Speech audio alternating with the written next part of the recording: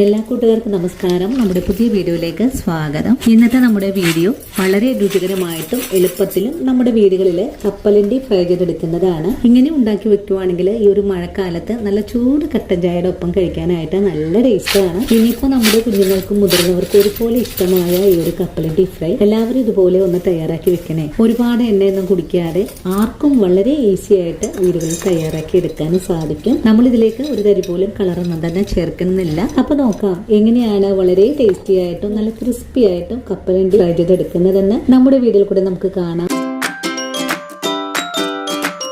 ഇനി നമുക്ക് മസാല കപ്പലണ്ടിയുടെ കൂട്ട് തയ്യാറാക്കാം. ഇതിനായിട്ടൊരു പാത്രം ഞാൻ ഇവിടെ എടുത്തു വെച്ചിട്ടുണ്ട്. ആദ്യമേ നമുക്ക് ഈ പാത്രത്തിലേക്ക് ഉപ്പ് ചേർക്കാം. ഉപ്പ് ചേർത്ത് കഴിഞ്ഞാൽ 2 സ്പൂൺ അളവില് കാശ്മീരി മുളക് പൊടി കൂടെ ചേർക്കാം. ഇനി വേണ്ടത് കായപ്പൊടിയാണ്. നമുക്കൊരു 1/4 ടീസ്പൂൺ അളവിൽ കായപ്പൊടി ചേർക്കാം. കായപ്പൊടി ചേർക്കുമ്പോൾ കടല ഫ്രൈക്ക് നല്ല ടേസ്റ്റാണ് കിട്ടുക. ഇനി നമുക്ക് ഈ പൊടിയിലേക്ക് കുറഞ്ഞ അളവിൽ വെള്ളം ഒഴിച്ചു കൊടുക്കാം. ഇനി നമ്മുടെ കൈ വെച്ചിട്ട് നല്ലതുപോലെ ഇളക്കി ഒന്ന് മിക്സ് ചെയ്തെടുക്കാം. ഒരുപാട് വെള്ളമൊന്നും ഒഴിച്ചു കൊടുക്കേണ്ട ആവശ്യമില്ല. കുറഞ്ഞ അളവിൽ മാത്രം വെള്ളം ഒഴിച്ചു കൊടുത്താൽ മതിയാകും. കൈകൊണ്ട് തന്നെ വേണം കുഴച്ചെടുക്കാനായിട്ട്. അപ്പോഴാണ് മസാല എല്ലാം നല്ലോണം തന്നെ നമുക്ക് മിക്സ് ചെയ്തെടുക്കാനും സാധിക്കുന്നത്. അങ്ങനെ നമ്മുടെ കൂട്ടിവിടെ റെഡി ആയിട്ടുണ്ട്. ഇനി നമുക്ക് ഈ കൂട്ടിലേക്ക് കപ്പലണ്ടി ചേർക്കാം. ഞാനിവിടെ 1/2 കിലോ കപ്പലണ്ടിയാണ് എടുത്തിട്ടുള്ളത്.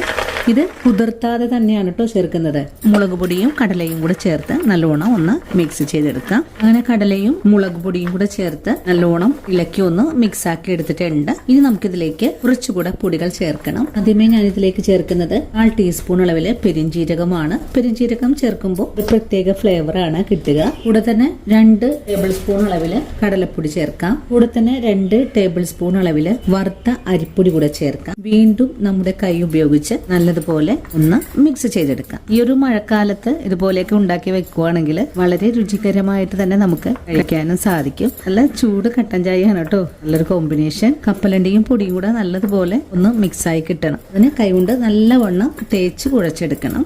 കപ്പലണ്ടി കുഴച്ചെടുക്കുമ്പോൾ വെള്ളം കൂടി പോകരുത് കേട്ടോ. വെള്ളം കൂടിപ്പോയാൽ ഇത് ഒന്നിലൊന്ന് ഒട്ടിപ്പിടിച്ചിരിക്കും. നമുക്കപ്പോൾ വറുത്തെടുക്കാനും ബുദ്ധിമുട്ടായി വരും. ഇതുപോലെ ഡ്രൈ ആയിട്ടുള്ള ഒരു പാകമാണ് നമുക്ക് വേണ്ടതും. കടല നമ്മളിപ്പോ മിക്സ് ചെയ്തെടുത്തിട്ടുണ്ട്. അധികം ഒന്നും നനവില്ല.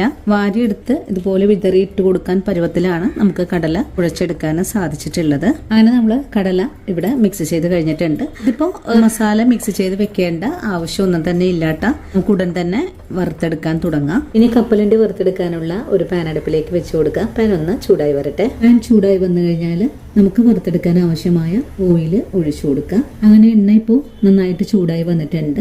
ഇനി നമുക്ക് ഫ്ലെയിം ഒന്ന് കുറച്ച് വെച്ച് കൊടുക്കാം. ഫ്ലെയിം കുറച്ച് വെച്ച് കൊടുത്തതിന് ശേഷം ഒരു പിടിയോളം വെളുത്തുള്ളി ഒന്ന് ചതച്ചെടുത്തിട്ടുള്ളത് ചേർക്കാം.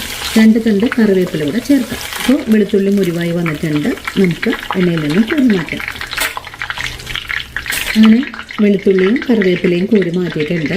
ഇനി നമുക്ക് മസാല പുരട്ടി വെച്ചിരിക്കുന്ന കടല കുറേശ്ശെ വാരിയിട്ട് കൊടുക്കാം. കുറേശ്ശെ വാരിയിട്ട് കൊടുത്ത് വേണം ഫ്രൈ ചെയ്തെടുക്കാം. ഇനി നമുക്ക് ഒന്ന് ഇളക്കി കൊടുക്കാം. ഇനി ഫ്ലെയിം ഒന്ന് കൂട്ടി വെച്ച് കൊടുക്കാം. കടലയിലെ ഈ ഒരു ബബിൾസ് എല്ലാം പൊട്ടി എല്ലാം മുകളിലേക്ക് ഒന്ന് പൊങ്ങി വരുന്നതാണ് കേട്ടോ കടലയുടെ കറക്റ്റ് ആയിട്ടുള്ളൊരു പാകം. തിരിച്ചും മറിച്ചൊക്കെ ഇട്ട് കൊടുത്ത് തന്നെ നമുക്ക് കടല മുരിയിച്ചെടുക്കാം. അങ്ങനെ നമ്മുടെ കടല ഇവിടെ നല്ലതുപോലെ മുരിവായി വന്നിട്ടുണ്ട്. ഈ ഒരു പരുവമായാലാണ് നമുക്ക് കടല ഒരു പാനിൽ നിന്ന് കോരി മാറ്റേണ്ടത്. നമ്മളിതിലേക്ക് കളറൊന്നും തന്നെ ചേർക്കാത്തത് കൊണ്ടാണ് ഇതുപോലെ ആയി കിട്ടിയിട്ടുള്ളത്. നിങ്ങളിതിലേക്ക് റെഡ് കളറൊക്കെ ചേർക്കാൻ താല്പര്യമാണെങ്കിൽ നല്ല റെഡ് കളറിലാണ് കേട്ടോ കടല ഫ്രൈ ഉണ്ടാക്കാൻ സാധിക്കുന്നത്. നമുക്ക് പാത്രത്തിലേക്ക് മാറ്റാം. ബാക്കിയുള്ളതും കോരിയെടുക്കാം. നമ്മുടെ വീടുകളിലൊക്കെ കഴിക്കുമ്പോൾ നിങ്ങൾ കളറൊന്നും ചേർക്കാതെ ഫ്രൈ ചെയ്തെടുത്താൽ മതി.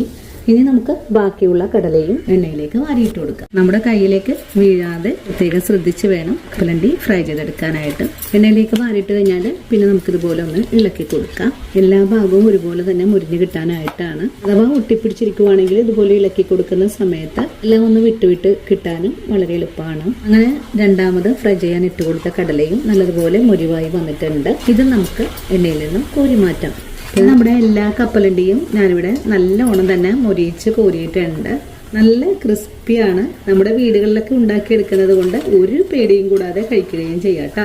അപ്പോൾ ഇന്നത്തെ നമ്മുടെ വീഡിയോ എൻ്റെ കൂട്ടുകാർക്ക് ഇഷ്ടമായി എന്ന് ഞാൻ വിശ്വസിക്കുന്നു. വീഡിയോ കാണുമ്പോൾ നിങ്ങൾക്ക് ഇഷ്ടപ്പെടുവാണെങ്കിൽ ചേച്ചി ഒന്ന് സപ്പോർട്ട് ചെയ്യാൻ മറക്കരുത്. അതുപോലെ ഇന്ന് കണ്ട ഈ ഒരു വീഡിയോ നിങ്ങളുടെ കൂട്ടുകാരിലേക്ക് ഷെയർ ചെയ്ത് കൊടുക്കാനും മറക്കരുത് കേട്ടോ. അപ്പോൾ ഇനിയും നല്ലൊരു വീഡിയോ ആയിട്ട് നാളെയും കണ്ടുമുട്ടാം. അതുവരെയും ഒത്തിരി സ്നേഹത്തോടെ വീണ്ടും കാണാം.